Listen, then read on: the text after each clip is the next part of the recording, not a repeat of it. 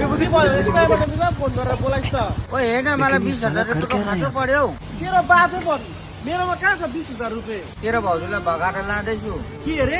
उहाँको तैँले बिहा गर्छस् ओए हेर्न 6 बजीको बस छ कि बाइकको चाबी छैन छिटो पुग्नुपर्छ घरमा चाहिँ के भनेर आइस घरमा साथीको बर्थडेमा गएको भनेर आएको उसले चाहिँ मेडिकलमा दबाई किन्छु भनेर आएको